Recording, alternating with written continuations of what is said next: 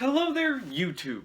Devin here again, and as you can see, we are in a bit of a different format for Saturday's morning video. So what we're doing here today is we're starting up a kind of a brand new playlist in this format, and we're going to be talking about uniforms.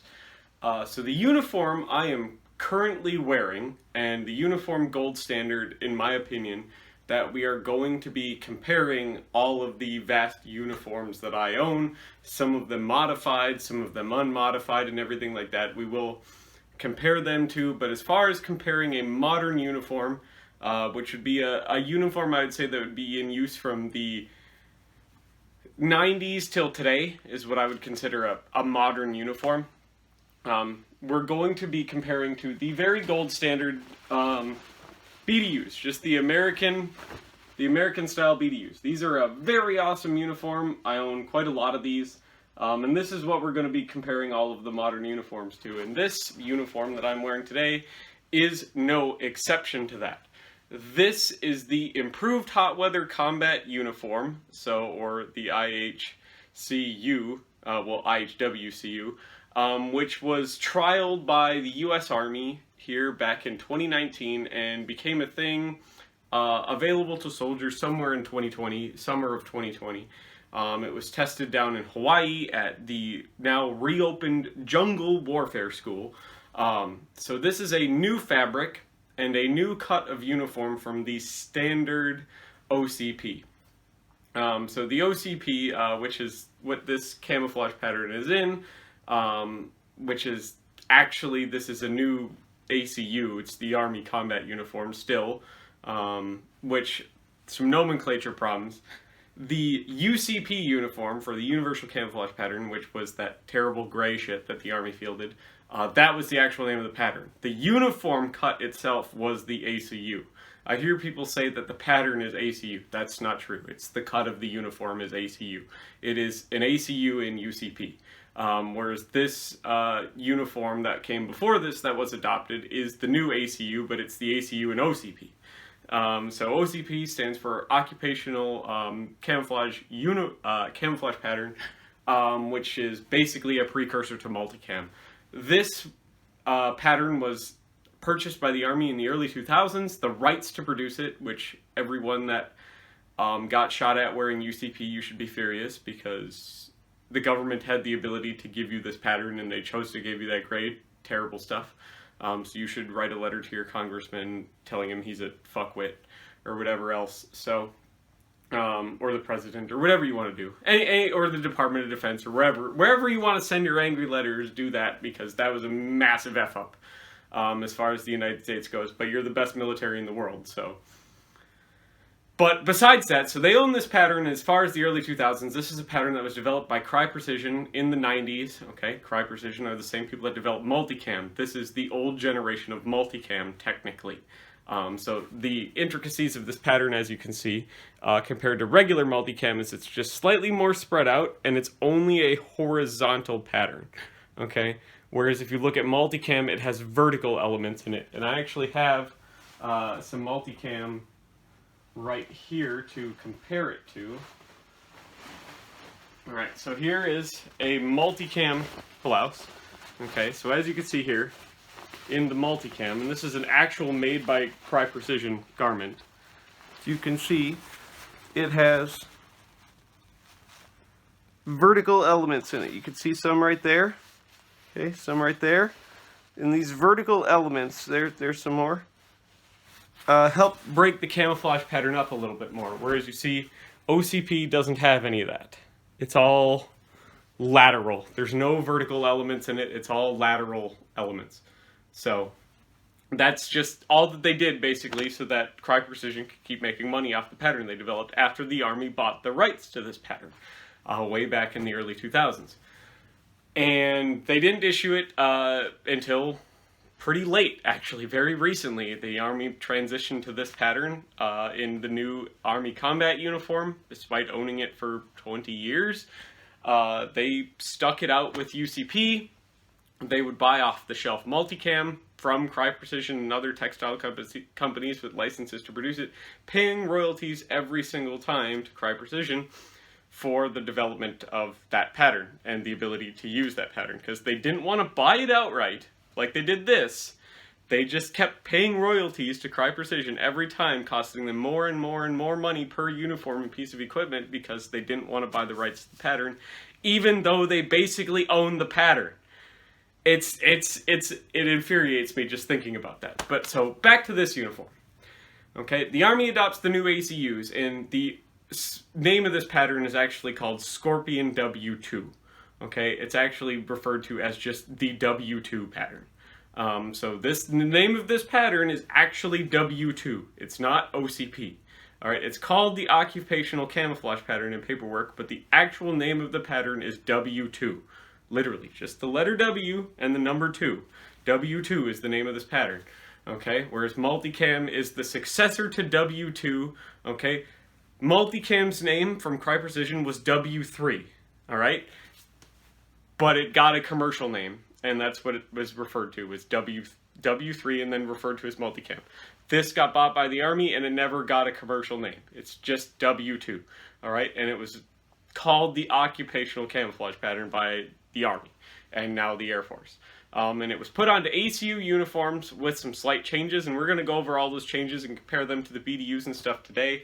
A lot of features I personally like, a lot of features I personally don't like.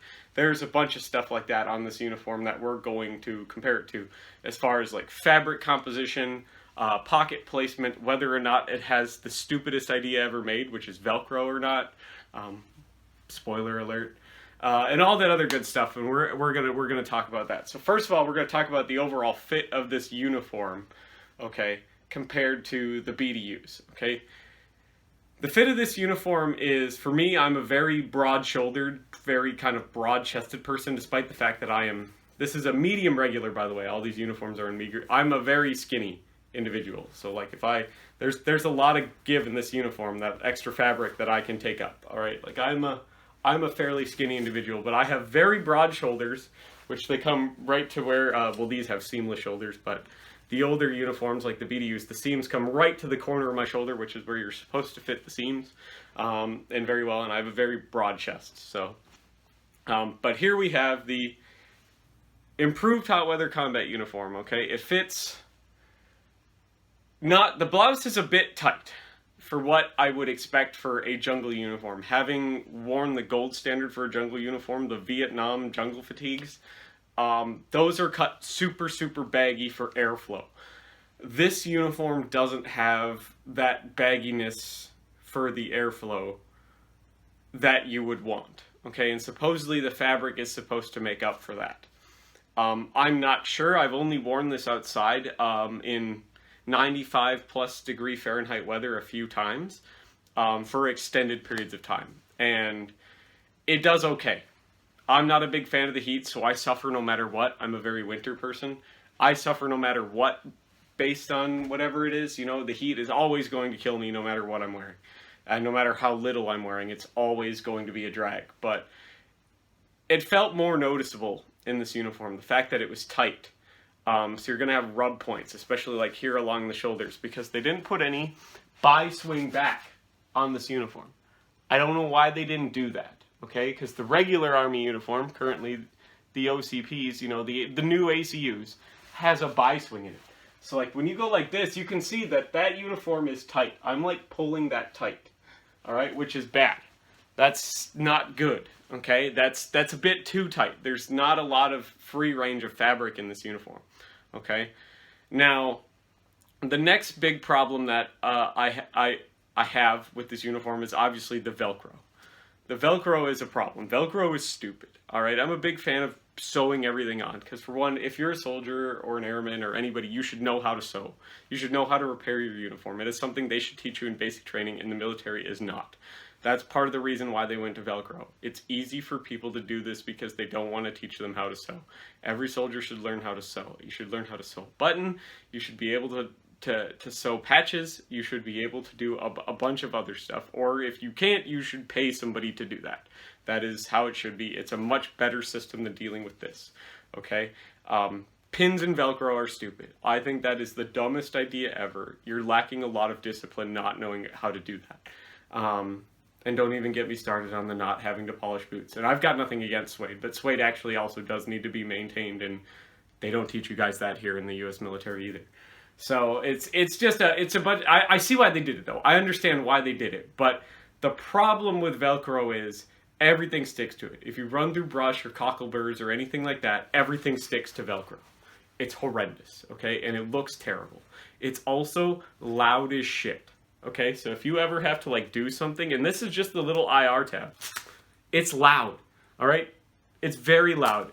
Your patches, you run through a bush or something, or some thick underbrush, it'll rip your patches off, and you lose them and you have to buy more, all right? So on top of that, not only did you give away your position because it's loud, okay, because your patch was torn off by a bush, you're also now not identifiable because you're losing a patch. Because it's just held on with Velcro. And then let's say you have to move that patch because you're supposed to remove them to wash the uniform. You're going to be wearing that Velcro out every single time. And it's going to get worse and worse and worse and easier to tear off every single time. It's a problem. Velcro's bad. And I understand that you could sew everything onto these if you want to, okay? That's fine. Okay, my last gripe with this uniform is I don't miss the chest pockets or anything like that. They're nice, all right? Chest pockets are nice to have, but I don't miss them on this uniform. I didn't use them a lot for anything anyways. My last gripe with this uniform, all right, other than the cut and everything, the fabric I can take or leave. It's all right. It's a 57% nylon uniform. It is a ripstop pattern. I don't have anything against ripstop or that pattern. Some guys have very big problems with ripstop. Some guys have very big problems with lots of nylon in uniforms and stuff like that. And nylon has its perks and it doesn't. I prefer natural fibers like 100% cotton to something like this, but I don't have any problems with nylon in a combat uniform.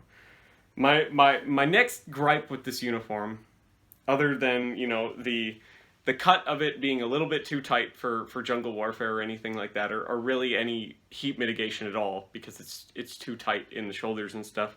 Even though this is considered a very well-fitting uniform for me, is the cuffs.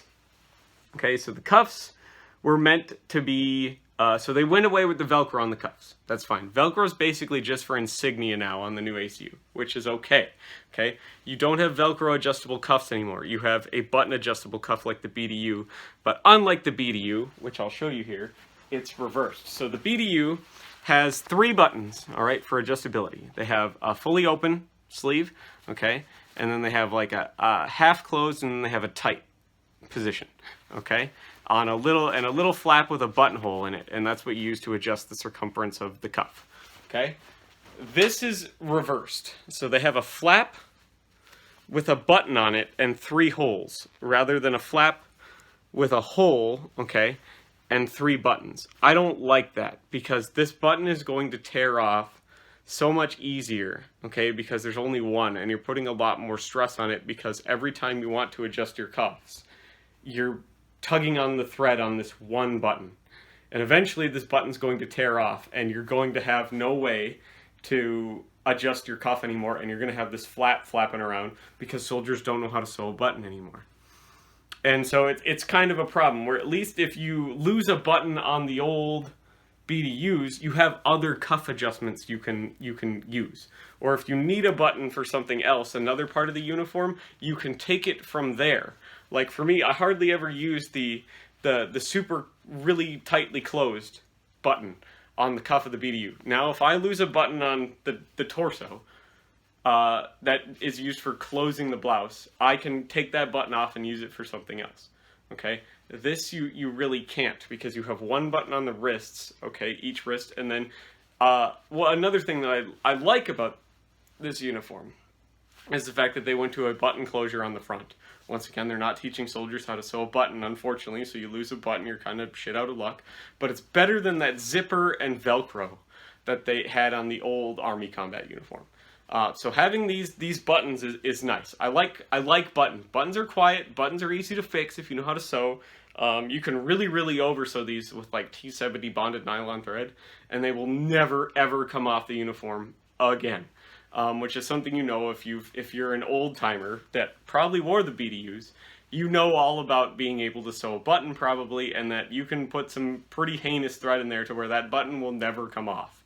But it's something you had to learn yourself. I don't think they taught people back in the 80s how to stitch a button onto a uniform, but it's something they should teach, how to sew. Just basic repair. It doesn't need to be pretty, all right? It just needs to be functional, but they haven't taught soldiers how to sew for a long time, yet they give sewing kits to everybody on deployment and stuff, which is kind of stupid, I think anyways. But that's all the gripes that I have for the blouse of the uniform. The pocket placement is fine. They're angled a little bit. Once again, they have button closures on the pockets, which is nicer. Like I said, the Velcro is now basically just for insignia. So at least when you're opening your pocket, you're not hearing Velcro, okay? And when you're opening the front of your blouse, you're not hearing Velcro. And when you're adjusting your cuffs, you're not hearing Velcro. Those are the things you're going to be doing the most often as far as using the uniform. And it doesn't make any noise, which is awesome. It's awesome to do that. And then when your Velcro wears out, you don't have to replace it, which is a lot more complicated than just sewing on a button. It's a very, very neat feature. So it takes a lot from the BDUs. The BDUs are, I'd say, a slightly better cut. The fabric is, on this one, 100% cotton, which I like a lot better than this 57% nylon stuff. You can roll the sleeves on these all the way up to mid-bicep, which is something I really like. It's a feature I really like, and I think the Army should come back with it, because I've done it on this uniform, and it's doable. You can roll the sleeves up this far, okay? You can roll them up to where you could still see your insignia, like over the elbow, and it's still a wearable uniform. But the Army has this whole thing where apparently they think you've got to protect your soldier's skin and stuff like that, but the Navy and the Marines haven't cared for forever, and their soldiers, you know, the sailors and Marines seem to be okay with the fact that they can roll their sleeves up, but for some reason the Army and the Air Force can't, which I thought was dumb. And a lot of it just comes down to their uniform design. There's no reason why they can't, but they are allowed this, which is you can roll your sleeve up for 2 rolls, 2 3-inch rolls. Which is about the width of the cuff. Okay, so you are allowed to roll your blouse that far. That doesn't do a whole lot for heat mitigation. It does open your sleeve up for airflow though, but you could just do that by undoing the button and not needing this roll. This roll doesn't do anything. All that it's doing now is, rather than being at your wrist where it's like gathered and nice, it's now just going to get caught on crap way out here, and it's not actually doing all that much for heat mitigation. Bit of a problem, I think. That's just another gripe with the uniform, but a lot of tiny gripes can add up to a big overall problem. And this is just stuff that I'm seeing. This is all a matter of opinion too. It could be fine for some people. Once again, I'm just saying this is all opinion. All right, so now what we're going to do is we're going to take the blouse off and everything like that, set it on the floor, compare it to the BDU blouse as far as fit and everything like that goes, and then we're going to do the same for the pants, because the pants are real hard to do on stream like this, but I'm wearing the pants right now. The trousers, sorry. And so we'll do that. We'll flip the camera around now, we'll put the 2 uniforms right next to each other, compare them all, and stuff like that, and we will do any final little things that I haven't shown in this, show everything in a little bit better detail, and then we will conclude the video. Alrighty everybody, so here we have the new improved hot weather combat uniform here on the left. We have the old BDUs here on the right. So as you can see here, I have them laid out kind of how regulations would dictate you were allowed to wear them, at least in the Army's standpoint. So here on the left you can see the 2-layer rolled cuff. That is all the further you are allowed to roll your sleeves on the improved hot weather combat uniform. And as you can see, we have the full roll, or the suns out, guns out roll on the BDUs there. Other than that, they actually have quite a lot of similarities, other than they're both a ripstop uniform. They both have kind of the lapel style of collar. They don't have any shoulder, no bi-swing back gussets, no anything like that. Obviously, you see the fact that the improved hot weather uniform has no pockets anywhere on the front of it. It is a 5-button front blouse. It is very. This is where the last button falls. It's pretty high up actually. We have your insect repellent care instructions. Don't remove the label on that uniform. On this uniform, you have your regular care instructions as far as about the maintenance and stuff you would have to do to it, how to wash it and all that other good stuff. And this is a 57% nylon, 43% cotton uniform. Obviously you have your size tag up there. I normally cut those out. As you can see, that one is missing it. I'm not a big fan of that rubbing on the back of my neck. That one hasn't started to curl yet because I've only washed it once. This uniform dries really quickly when it's washed. That's a benefit I have over this compared to that. You obviously don't need to starch this. You are supposed to starch the BDUs and things like that. But they have a lot of similar features. It's almost like they kind of went back to the BDU in mind when they had this uniform. And the BDU takes a lot from the Vietnam jungle fatigues. They're actually based pretty heavily off of the Vietnam uniforms.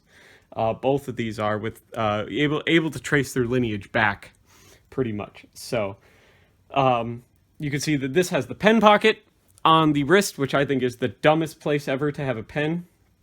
I'm a big fan of having the pen up here along the pocket, kind of like on a Cry Precision uniform, or if you have a chest pocket, you put a little loop underneath the chest pocket at an angle to put your pen in. Up here on the wrist seems dumb, because if you have to now double roll your cuff for hot weather, kind of like on this side, you can't put a pen in that. It's dumb. Also, putting a pen on your wrist where you're using your arms for everything like that, so your pen's sitting like right here, and you bump your hand into something, your pen has now exploded and ruined your uniform, because it's on your arm for some stupid reason. I don't know why they decided to do that. It's been a carryover on a lot of Army uniforms for a while. I think it's one of the dumbest things they put on the uniform other than Velcro. Okay? So as you can see here, these now have Velcro name and rank patches, your identification patches, stuff like that. Thing to come out of the mid-2000s, the Identify Friend or Foe tabs, so that the Air Force doesn't bomb you. All that other good stuff, so they could see you with helicopters, night vision devices, and stuff like that. The BDU has none of that. Okay, the BDU has insignia that you would have to sew on, no rank pouches or name tapes on it at all. You would have to sew those on. They don't come ready-made for that, so you would get a blouse like this and you would have to sew everything on, including your UDA patches, your flag, and everything. It does have 4 pockets, all right? It has a side bellowed pocket here at the bottom, both sides, so it only bellows out to one side, so it's kind of a low capacity pocket. You have a chest pocket which bellows here on the bottom and on one side, two breast pockets, obviously, 2 waist pockets.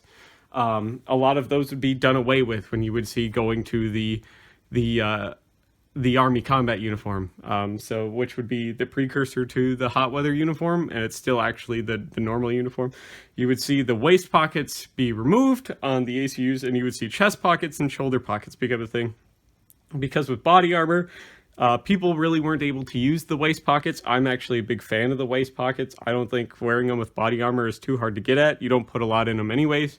But the cool thing about having the waist pockets, especially from like a cold weather environment like I am, you can put your gloves and your socks in there and keep them close to your body to dry them out and keep them warm. Which is down by the waist, where you're oftentimes going to have, more room and more space, and it's not going to be as tight, restricted breathing as much and stuff like that. Like the chest pockets and the shoulder pockets don't really get enough body heat to keep them warm or dry them out. So other than that, these uniforms have a similar cut, a similar feel and use. So the BDU also has a standard 1, 2, 3, 4, 5 button front, all that other good stuff. If we flip them over here to the back, the cool thing about the new hot weather uniform is there is no shoulder seams on it, whereas you see with the BDU here, there is a shoulder seam. So the back and the front are 2 separate panels, and they're connected and stitched here at the top. So you have the seam running right along the top of your shoulder there, which is not good. It kind of gets in the way. It's kind of annoying, and it rubs a lot, especially under body armor, that the weight isn't being distributed very well. They've done away with that on the hot weather combat uniform. All right, so the front and the back, all right, are connected to the sleeves, which is very nice because it means the sleeve is all one piece and there's no seam running along a very hard wear point of the body, which is a very well thought out feature, I thought anyways. But I do wish that this had a bi-swing back. I wish both of these had a bi-swing back, which was like it on the ACU. Which I understand it's a lot of fabric to bunch up, especially under body armor and stuff like that. But it does a lot for the maneuverability of of the soldier. The maneuverability is very important. Comfort and maneuverability are vastly more important than I'd say than having protection or being able to wear effectively under body armor and stuff like that, because 99.9% of their time they're not going to need to worry about that. They're just wearing the uniform to wear it as part of the uniform. And so it's much better to have it be more comfortable without body armor and to issue them something like a combat shirt when they're wearing body armor than to modify the regular uniform like this to be worn under body armor and be designed for that, when the vast majority of the time it's not going to be used for that. It just seems unnecessary. So they should have put a bi-swing back on these, and they should be for more comfort and everything like that. It should have been designed for that, I think, both these uniforms. So there's some gripes I have with the BDU, because I don't think the BDU is flawless either. It's my favorite uniform. It's in my favorite pattern. But it's just something that I've noticed its problems, and what I would do if I was building a perfect uniform, based on my experiences. So, but now we're going to cut the camera here, and we're going to compare the pants to the BDU pants now, just in the same exact format, because it's kind of hard to do wearing on camera, and then we will conclude the video. Alrighty, welcome back. So now we're comparing the trousers and or pants, the BDUs to the improved hot weather combat uniform. We're going to go over some differences, some similarities, what I like and don't like about both here real quick, and hopefully this video will actually transfer into the computer so I could finally edit the whole thing together and you guys can finally see it, hopefully just one day late. So some similarities, obviously, here at the cuffs, they are both adjustable via nylon strings. Moving up from the bottom there isn't really anything too fancy here on the BDUs, but there is here on the improved hot weather combat uniform pants. They have what's oftentimes referred to as the dip can pouch here at the bottom. On the old ACU uniform, it would have been right here along this seam and much lower down here near the ankle. They have indeed moved it up and rotated it a little bit back behind the calf, so it's actually usable now. It doesn't get cut off by your blouses or anything like that. It is also where your spare button is kept for your trousers, right here underneath the pocket flap. It's secured via one button and has a bellow on the back side. It is on both legs, as you can see, so which is very, very nice to have for ambidexterity. Moving up from that, the BDUs have a reinforced knee. It is just an additional patch of fabric. In this pair, it happens to be 50/50 nylon cotton, so it's just 2 layers at the knee. The improved hot weather combat uniform pants have a very different approach to how the knee is set up. It's made out of nylon rather than just the same fabric as the rest of the uniform. It has reinforcements at the side that are kind of curved and tapered to allow this big extra mass of loose fabric. And what that loose fabric is well, you're standing straight. It's, as you can see, it's just a ton of extra bunched up fabric there at the front. But when you're kneeling or crouching, it's designed that way to give you all this extra room to be ergonomically shaped. So when you kneel or crouch or squat or something like that, it's not going to cause your pants to ride up because the fabric's getting tight because you're bending your leg. It's giving you that extra fabric to make sure that you have room to do that, which is going to keep your uniform a much nicer fit. So also being made out of nylon rather than just the regular uniform material like on the BDUs here, it's going to provide more wear resistance and more water resistance than the regular knee. Moving up from that, we have the cargo pockets. So the BDU cargo pockets are these massive triple bellowed things secured via 2 buttons. Okay, up here, as you can see, the flap is bar tacked to one of the bellows on the pocket here. On the front side of the trousers, you have triple bellows, so you have 2 regular bellows, and then you have 1 accordion style bellow here at the rear of the pocket. It's very, very wide, very, very big, carries a lot of stuff, very, very large opening. You could fit a lot in there. The improved hot weather uniform pants actually have smaller pockets than the pockets that you'll find like on the BDUs or the old ACUs. The improved hot weather uniform pants have a pocket more reminiscent of the jungle fatigues. Their pocket, as you can see here, is smaller. It is still 2-button closure, but it has 2 accordion bellows, 1 on each side, both the front and the rear, and then it has a double bellow here in the middle. The double bellow here in the middle is kind of defeated by the fact that it's bar tacked here at the bottom, and it is bar tacked right here actually where my thumb is. So this pocket doesn't expand out as far as you would think it does, which kind of limits the space, but it still gets the job done for what I need it to. And I kind of like the fact that it expands outward a little bit more than it does on the BDUs and the old ACUs, and I'm glad they went back to the button closure rather than the massive failure that was the Velcro closure of the old ACU uniform with that bungee elastic cord. So moving up from that, slash pockets. Both these pants have 2 slash pockets. They're pretty much the same. Rear pockets on both these pairs of pants are pretty much the same. 2 button closure, just a flap. And then we're going to get into what I really like about the fly on the BDU pants here as compared to the Jungle Fatigue pants. The new improved hot weather combat uniform pants here. The fly on the old BDUs is 1 button up here at the top, and then there's 3 buttons in the fly. The 3 button fly is much longer than on the improved hot weather uniform pants, where it has 1 button up here and then 2. So the fly is about 1 inch longer on the BDU pants than it is on the Jungle Fatigue pants. Now the Jungle Fatigue pants are a very tight cut. They're actually tighter than the BDUs.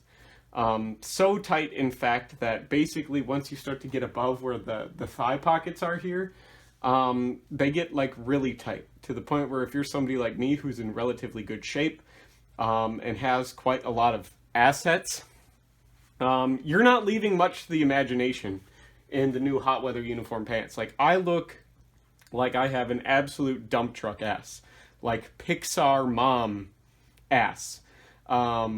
Which I don't mind, but if that's something you don't like, I probably wouldn't buy these pair of pants. Also, if you're kind of a bigger person or if you have large thighs or large calves, I'd shy away from the hot weather, the improved hot weather combat uniform pants, because they are kind of a tighter cut, and that does tend to cause some fit problems with a lot of people.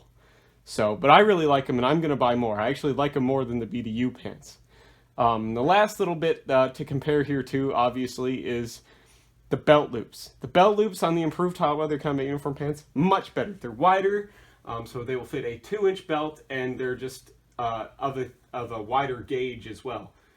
So they're not gonna tear through or blow out as easy as these really narrow ones, like on the BDUs. The BDUs only fit 1.5 inch belt, and the straps are so thin that they tear through and they tear off so easily.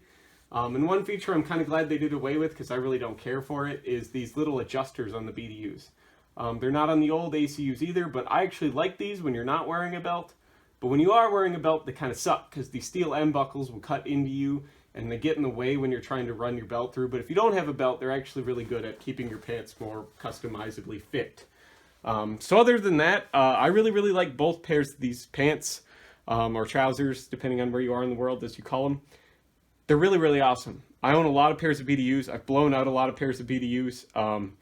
There's a crotch gusset on the hot weather uniform pants, and I got them folded here. Both of these pants have a reinforced seat. On the BDUs here, it's actually just uniform material, much like the knee reinforcements are. On the hot weather pants, it's nylon once again.